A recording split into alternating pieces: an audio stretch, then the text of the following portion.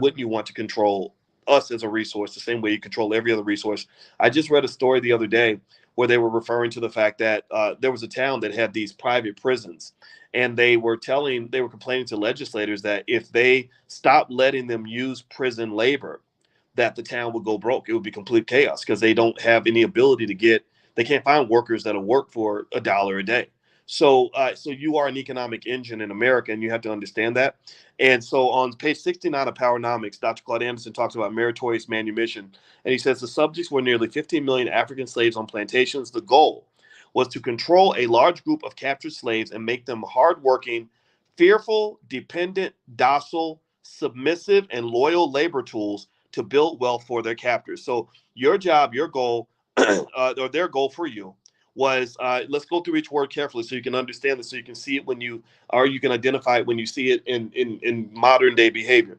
Let's see here. Hardworking. Well, black people work extremely hard. We love to work for massa. Fearful. We are definitely afraid of massa, and we a lot of celebrities they won't say certain things because they're scared of the consequences. Dependent. We're not an independent people. Integration misled you into believing that your life would be better.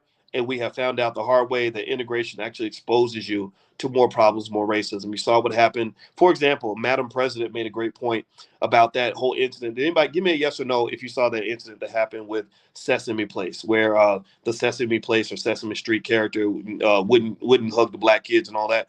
Well, Madam President made a really good point. I shared her video. I thought it was great.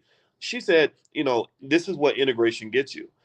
What integration did, unfortunately, was it killed so many black businesses that we don't have our own entity. So we're forced to take whatever people do to us. Right? So we're loyal and committed to Sesame Street when there is a black version of Sesame Street out there. I'm sure that some black man or black woman has created. I don't know if y'all have ever seen that lady. I think her name's Tabitha Brown.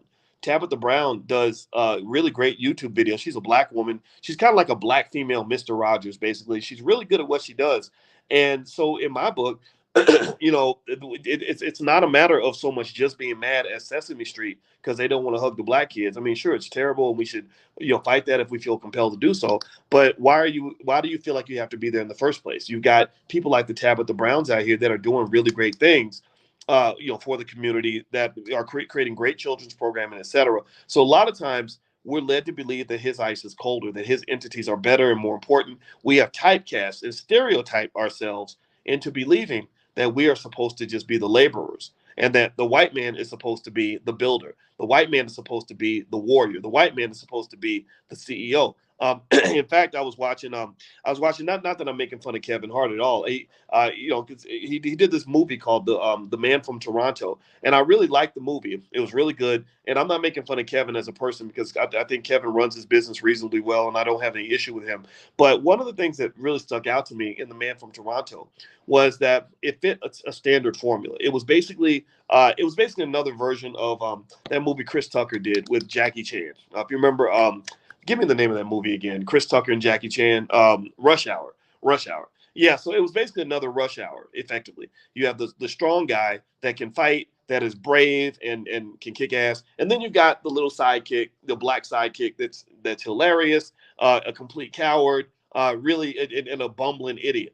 And one of the things that's interesting to me is I've seen that played out so many times, where the black character is presented to the world as the weak, bumbling idiot, right? We think that's great to see the black man that is scared to death.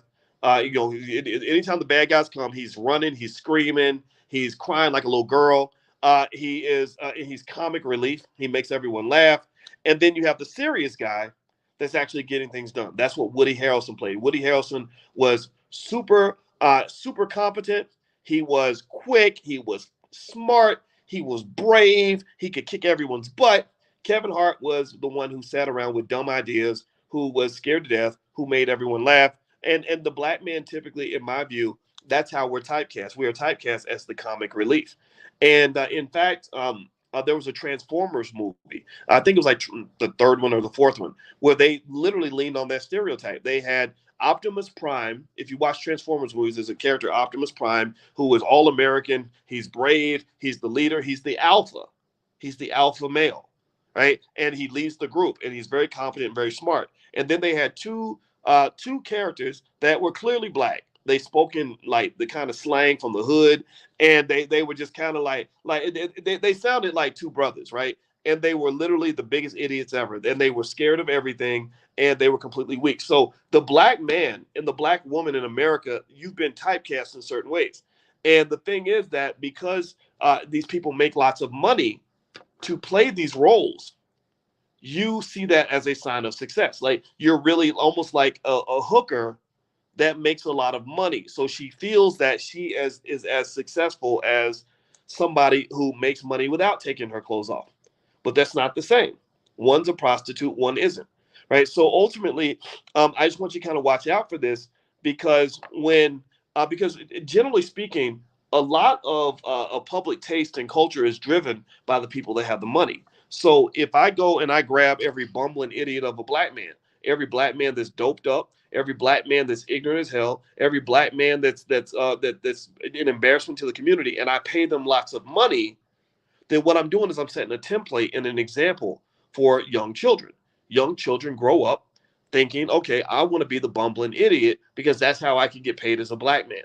And so this is all connected to slavery. This is all connected to your meritorious manumission, Jimmy or Willie Lynch training. So it says that the goal was to control a large group of captured slaves, make them hardworking, fearful, dependent, docile, submissive, and loyal labor tools to build wealth for their captors. They control you. They get you to work hard.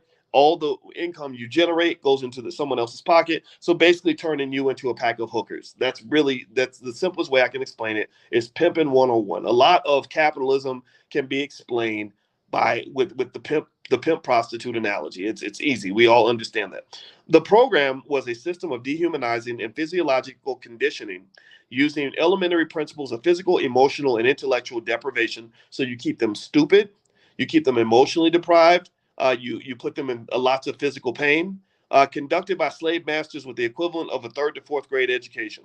Procedure: transported into hostile lands, made a minority, and totally dependent, totally deprived of family, hope, and basic necessities, rewarded for identifying with the slave masters. So you torture them, you put them through hell, and then you say, hey, this can all go away if you just go along with the program. If you just do what we say, then you can have money in your pocket, you're going to be good, everything's going to be great. So obviously that's the incentive that's created for you.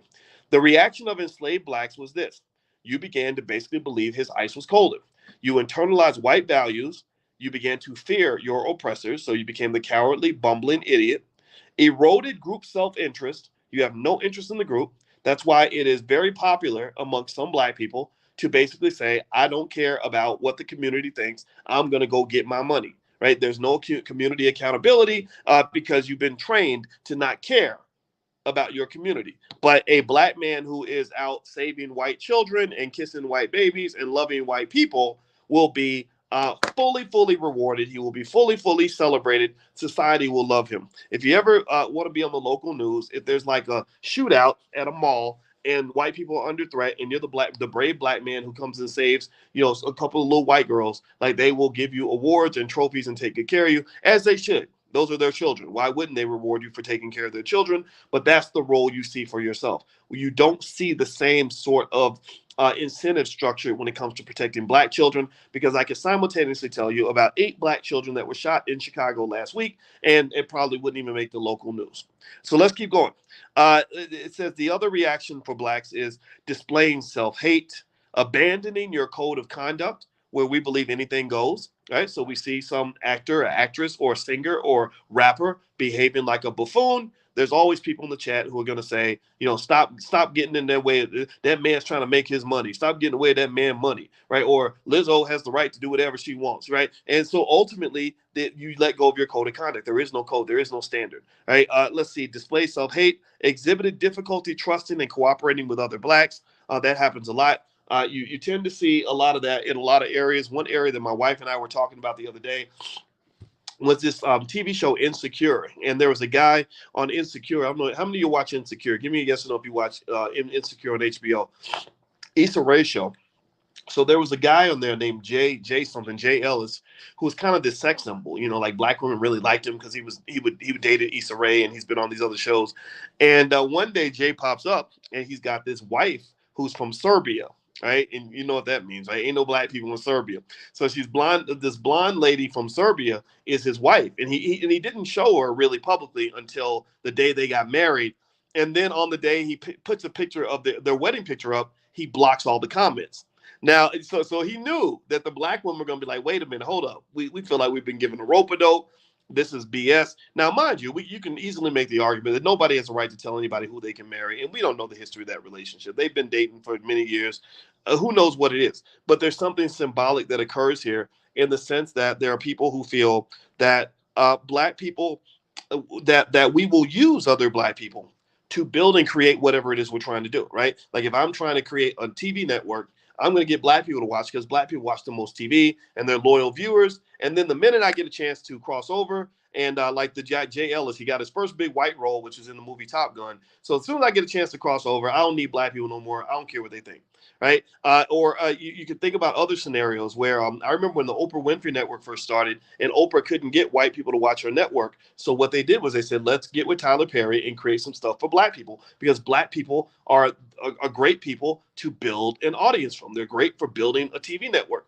And so ultimately, what you tend to see is when you're talking about trusting and cooperating with other blacks, I think marriage is also indicative of that. You'll have some men, not all of them, not even the majority, but you have some men, particularly like say in LA and stuff like that. Maybe they'll date black women, they'll be friends with black women, they'll appear on shows with black women. But when it comes time to really commit to something where that requires like tremendous amounts of trust, like say marriage, where this person is going to receive your inheritance, they're going to receive all the wealth that you leave when you die. It's like, oh, I kind of trust Becky. I kind of feel like black people are screwed up. I feel like black women are too much. They're too traumatized. So I'm gonna go get with a white girl because it's easier. And then you see brothers do the exact same thing. You see you see women do the same thing too. And so Meghan Markle goes and marries Prince Harry, and black people are celebrating because they're like, thank God, God bless Meghan. She didn't have to go date a black man. She got to go date a redheaded white boy from the sea whose family made all of its money by raping and pillaging black people. Good for her, right? So ultimately, this lack of trust seems to kind of play out on a consistent basis, and I would encourage you to kind of figure that out. This is one of the things I've always mentioned to you guys that therapy I think is really important because black people are very high on the trauma scale. There's that ACEs test. I keep talking about it forever. It stands for Adverse Childhood Experiences, and it's a test you can take. You look it up. Just look up the ACEs scale, ACES. The ACEs scale will ask you a bunch of questions about things that happened to you when you were a kid. And what will occur probably if you're black like me and you have a life anything like the life I had as a black person, you're going to score super high. And let me just tell you, I think that if you have a score above 4, my score is about 7 or 6 or something like that. If your score is above 4, that means you're kind of messed up. That means you've got some issues you got to work through. You've got some trauma that hasn't been addressed. My wife is an expert on trauma. And one of the things that she brings up on a regular basis is that many of us are taught to just kind of deal with it and get over it and move forward. The problem is that trauma is like this emotional STD that you're carrying with you and you don't even know that it's there, and you're infecting other people because you're re-traumatizing yourself and re-traumatizing others, and it's causing all kinds of havoc in your life. It's causing havoc in your financial life. There is a such thing as financial trauma. If you grew up in a house where you had to fight to get a piece of bologna, or you had to see somebody go out and do something illegal to go get some money, or your daddy left and you had to move into an apartment, a 1-bedroom apartment with your single mama, all these are financial traumas that we have to address that affects how you view money for the rest of your life. Or if you or health, it affects your health.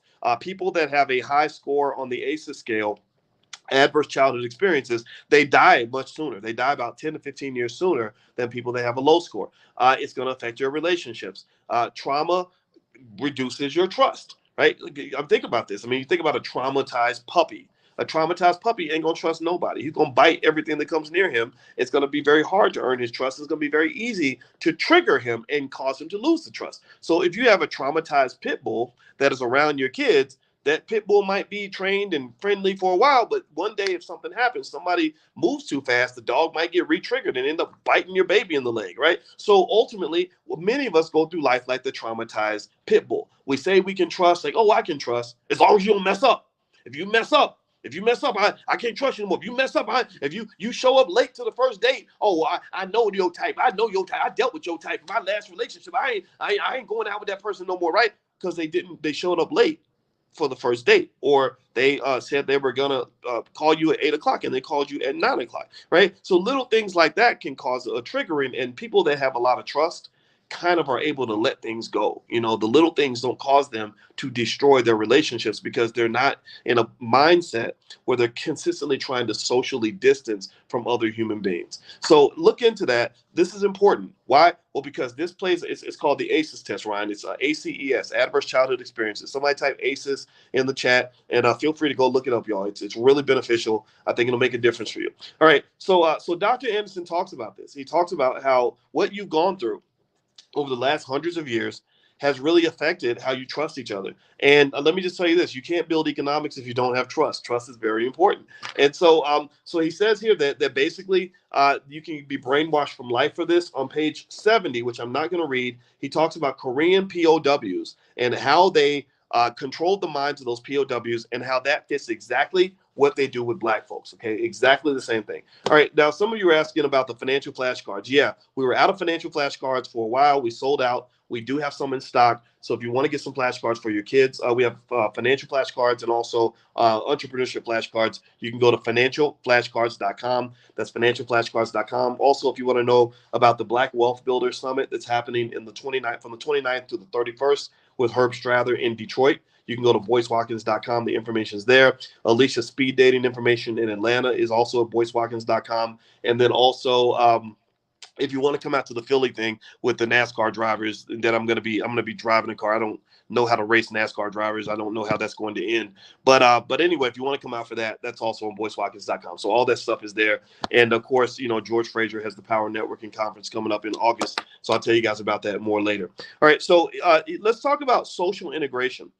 Dr. Anderson does a wonderful job of explaining how social integration was really disintegration. And I think that this particular section of the book, page 71, is really essential, given that what Madam President did this week. Madam President did a really good job of highlighting the fact that that whole abuse thing with the Sesame Street characters, part of the reason these abuses occur is because we don't have anywhere to go, right? We don't have institutions. We see white folks, again, because we typecast ourselves as the bumbling, incompetent, cowardly idiot. We see the white man as the big, strong, brave leader, the alpha that's going to go out and create the things that we need. He's going to create the corporation. I'm going to show up and get a job, right? And that scene is kind of like the best I can ever do. So social integration is disintegration. That's what Dr. Anderson says. He says, throughout the centuries, social engineering, especially integration, has led blacks to destroy their own group solidarity. Social integration reinforced the practice and destroyed black communities and the sense of community. Increasingly, blacks are viewing social integration in America as a failure. It is a form of tokenism. It has given black Americans limited access to resources and institutions within mainstream society. So limited access to resources. Now, let me give an example in my real life of when integration did not work well for me. Whenever you integrate with a dominant party, you're at risk of getting screwed. You just are. It doesn't matter the situation. White folks had a lot of power. We integrated with them. So you're not really going to have a lot of power in that situation. And they know that. Powerful people know who has the power and who doesn't. So if I make a deal with a mafia boss, and we make an agreement that he's going to get 30% of my profits, and I go along with that, well, then he might come along and say, well, I think I want 40%. And I could say, well, that's not right because we had an agreement. Well, what am I going to do? What can I do to enforce that agreement? There's nothing. I don't have the guns that he has. I don't have the gangsters that he has. I shouldn't have been doing business with him in the first place because he's going to always keep renegotiating until I have nothing left. So ain't no bigger gangster in the history of this world the white folks in America. I'm not saying all white people are evil. I got white neighbors that are the most wonderful people ever. I'm not. If you're white, don't think I'm talking about you. I'm not talking bad about you. I'm talking about the culture. I'm talking about that Eurocentric culture. Ain't no bigger gangster. Ain't no bigger thugs than what came across the ocean from England, so and Spain and all these other countries. So here's the deal: when you're talking about integration, you got to really sort of look at it in that way. Integration was not just disintegration; it was actually just domination. They dominated you. So I remember. Let me give you an example in my own life where integration did not work well for me. When I was 7, I used to go to church every Sunday. I went to this evangelist church. It was called Evangel, literally, and And they used to have these contests where you would recite or memorize Bible verses, and you would get like prizes if you could recite the Bible verse. So I loved it, right? If you get like a free Hershey bar or a pumpkin pie, stuff like that. I know I don't even read the Bible, but I remember a lot of the books of the New Testament. What Galatians, Ephesians, Philippians, Colossians, and I can't remember the whole thing, but Matthew, Mark, Luke, John, Galatians, Ephesians, Philippians, Colossians. Is that right? I can't. I see. It's gone now, but I had all that stuff memorized. So because I won the contest, they they gave me something that was like a little kid's dream. They had a big old jar of pennies, and they said, because you won, you can put your hand in the jar and grab as many pennies as you could grab. That was a big deal when you're 7, man. I mean, I'm about to get paid up in here, right? So I'm getting ready, stretching my hands, ready to hop in. I had this friend. His name was Warren. So, Warren, if you're listening, I just want to say you can kiss my whole entire ass because I remember what you did to me when I was 7. See, and we all need therapy. So let me tell you what Warren did. Warren said, hey, why don't you let me grab the pennies for you, and then we could split the money. And of course, my little 7-year-old spidey senses, I'm like, I don't know if I trust you with my money like that, right? And but Warren said, no, I'll give you your money, I promise. And my hands are bigger because Warren was like 10, right? That's like a grown up when you're 7, right? So Warren had these big, what I thought were like some big grown man hands at 10 years old. And I had these little 7-year-old hands. So I'm sitting there thinking, like, okay, maybe this is gonna work. Maybe if I integrate with partner with Warren, that's all integration is. All integration is like a business partnership. So he was proposing a partnership.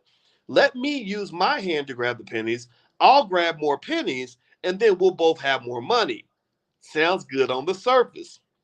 Well, you can probably guess how this story ended. Let me tell you what Warren did. So I went ahead and let Warren reach into the go to take my job and go grab the pennies out of the penny jar.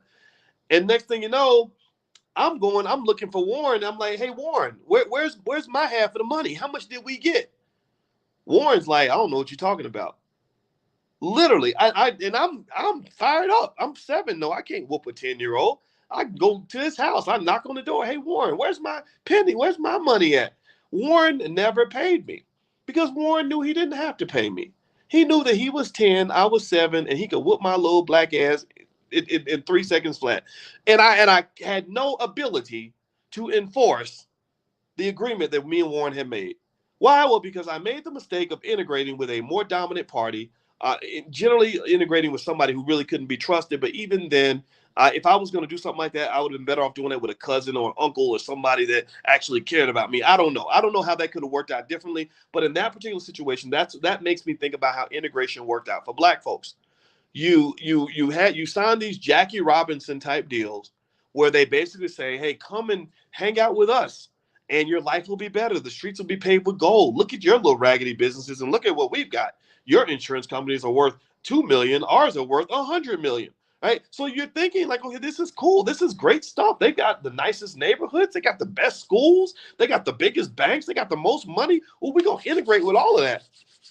So then you integrate and you let go of everything that you have. You let go of your businesses. You let go of your schools. You let go of your communities, and you move into their space. And then they say, okay, all right, nigga, go work in the basement. Or, yeah, we're not really, yeah, we know what we said we do, but you should just be happy to have a job. So stop all that complaining because you ain't got nothing. You have no ability to enforce any of the promises that you think we made to you. And also on top of that, you created a whole community of marginalized Black people who now have nowhere to go because your community has no institutions. There's no space for mediocre Black people. There's only room for exceptional Negroes. You got to be in that top 2% for them to have any interest in you. If you're not in that top 2, 3, 4, 5%, then you're going to be doing whatever. Only God knows what. That's why you got so many of your promising Black men sitting on the corner with nothing to do and nowhere to go because they don't have institutions. So social integration was a failed policy. It did not benefit Black people. It had a tremendous benefit for white people. White people's wealth went way up because they now had Black people who could become consumers for their products. They have Black people that they can make money from by putting their kids in these horrible inferior schools. They could make money they had a whole batch of new employees so they could become much more productive because now they got employees and they can have you come and rent apartments from them in the buildings that they own, so that your salary that you're making by working for that white man can go to buy another white man a damn house. So you literally are making everyone rich except for yourself, because you have to re-embrace the power and the importance of ownership. When I created my business, I had zero interest in integrating my business with any larger entity out here. None. None. I don't care. I've had people with, billion-dollar entities that have approached me and said, "Wow, what you got going on online is really good, Dr. Watkins, and I'd love to find a way that we can partner and I can, do blah blah blah blah." I'm like, "Yeah, but that doesn't work. Sorry, I'm not interested. I'll talk to you. Maybe there's a synergy, but for the most part, it probably won't work, especially if you're trying to own what I have. No, I'd rather just own and control this, and it ain't got to be the biggest and the brightest and the baddest, but it's mine. And we make the rules over here. The buck stops with us. We are at the top of the food chain. You have to have a space, Black people. Just understand what I'm saying here. You must have a space where you are at the top of the food chain. If you're not at the top of the food chain, then you are going to get eaten, especially in a racist capitalist society. Capitalism was not built to be a system built on compassion. It's a system that's built on dog eat dog. And if you don't have any power, it doesn't matter. They'll feed you symbolism all day long. One good example is Starbucks. Starbucks loves to pretend like they're woke.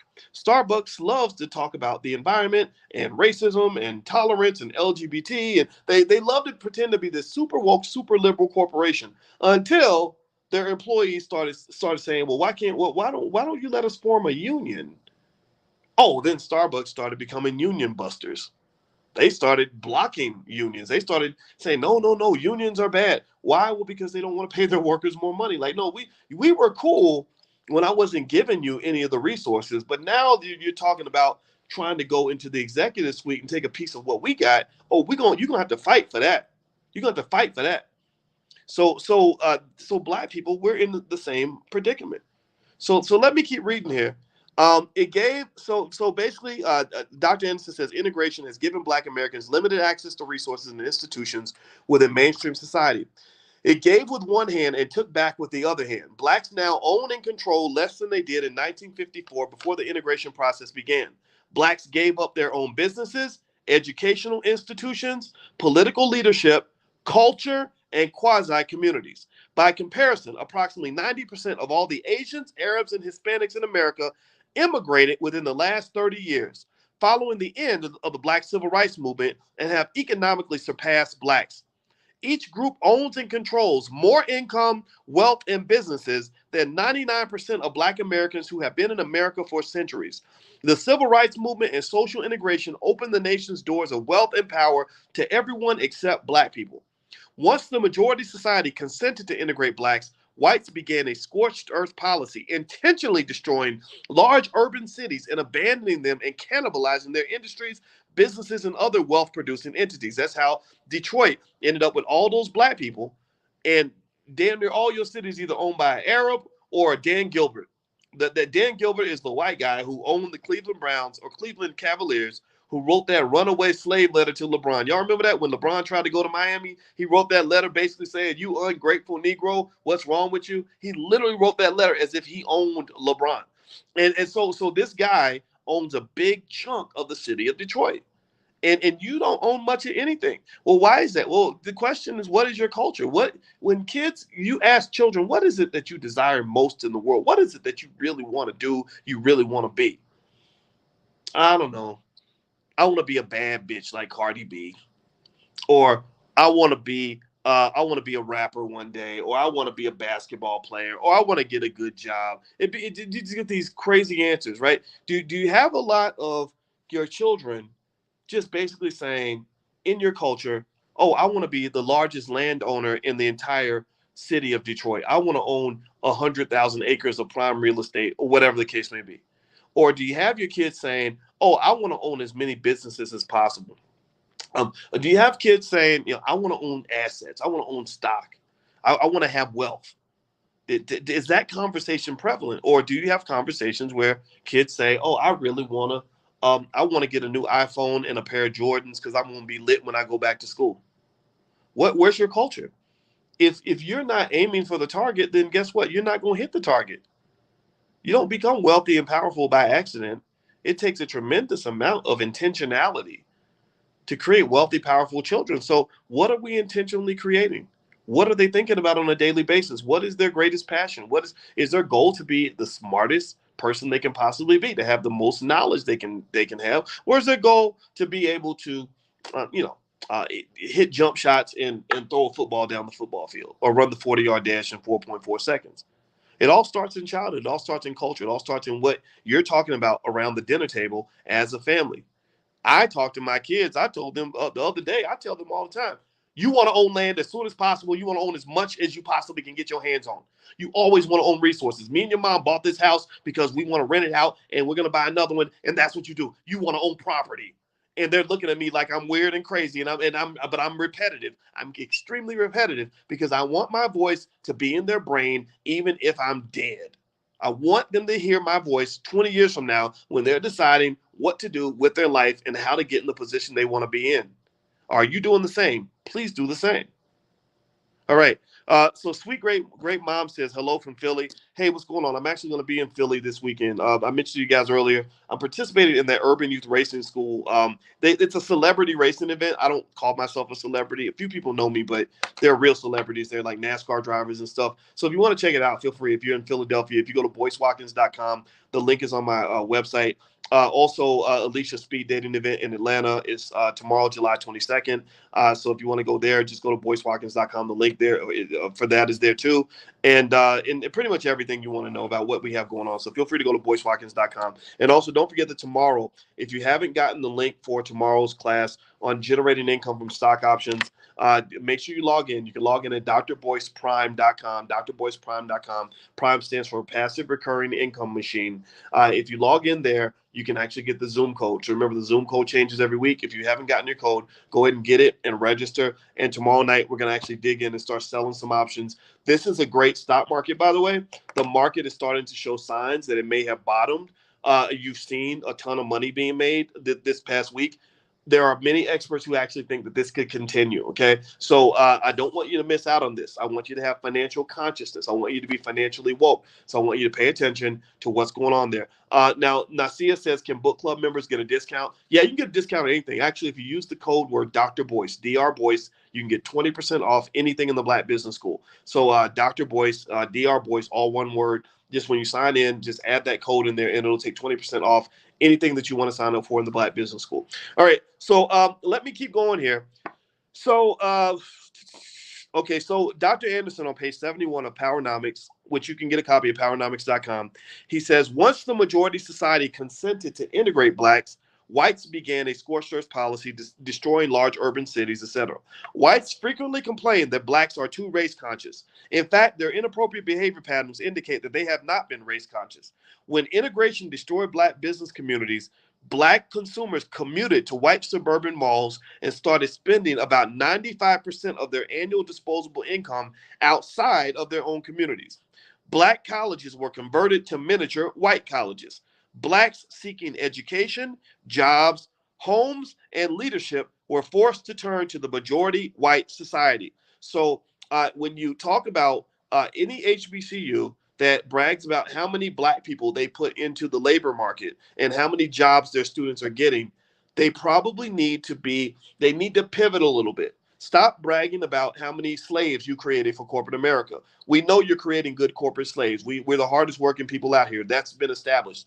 Start bragging about how many millionaire, billionaire CEOs came out of your school, because those are the people that are going to fund your damn school.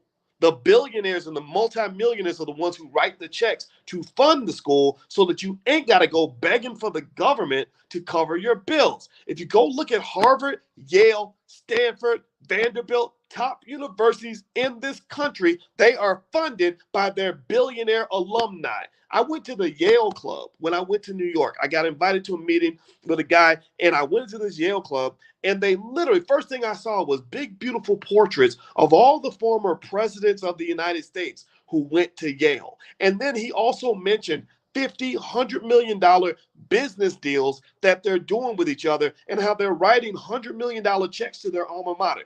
You can't write $100 million check when you got a damn job. Employees can't write $50 million checks. Business owners can.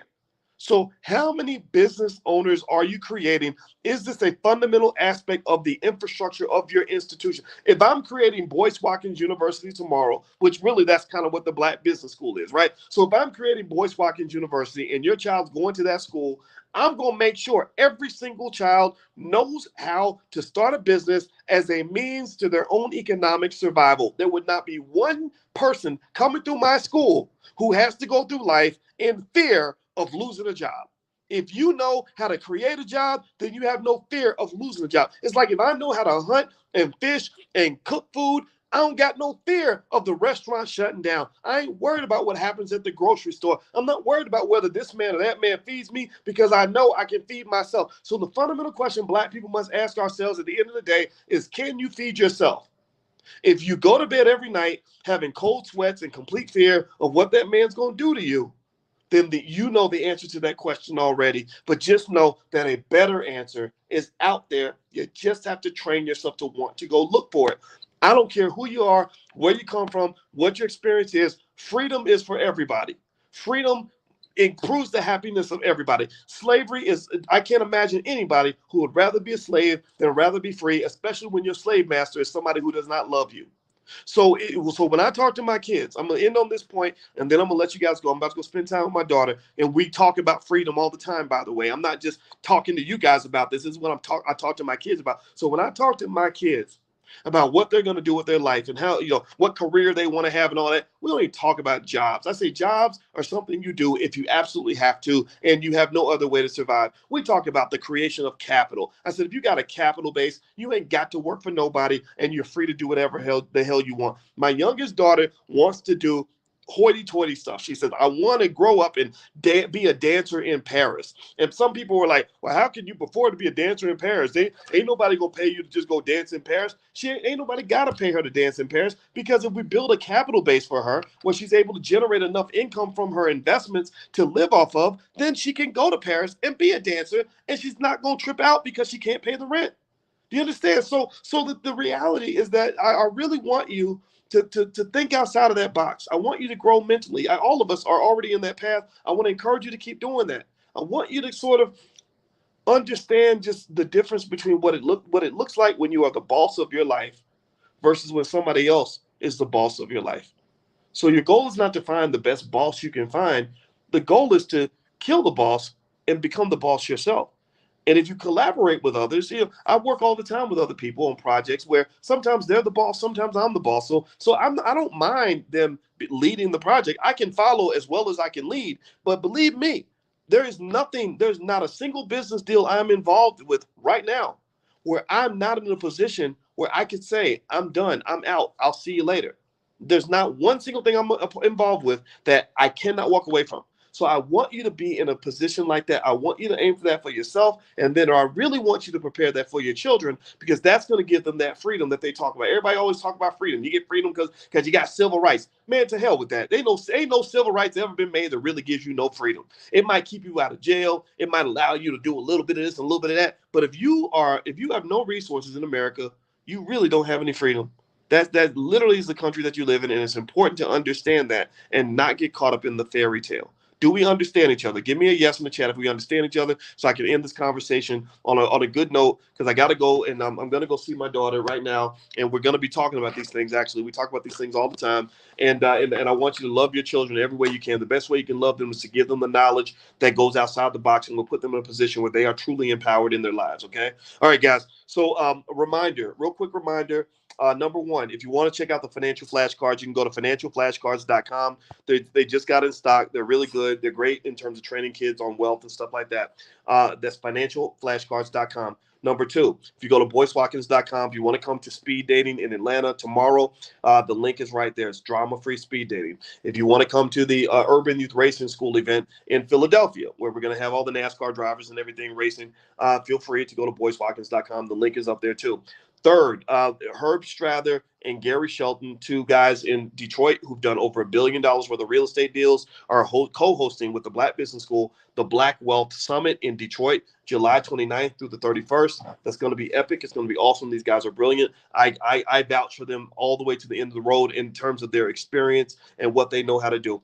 Gary has actually advised people like Oprah and Michael Jordan and knows people like Warren Buffett. He's a bad boy. So if you want to join that event, just take a look. Just go to BoyceWatkins.com. The link is up there as well. That's where it's all going down. So that's the epicenter of all the things that are happening right now. Okay, guys. So I'm out of here. If you're going to be in the stock options class tomorrow, I will see you tomorrow. And those of you that are not in the class yet, you can actually everything's recorded, so you can watch all the recordings, and it's yours for life. So feel free to go to BoyceWatkins.com and look for that link as well. If you want to get a discount, use that code Dr. Boyce, all one word. That'll take 20% off. All right, guys. So have a wonderful day. God bless you. Thank you for listening. I love you, and I will see you all very, very soon. Take care. Bye-bye.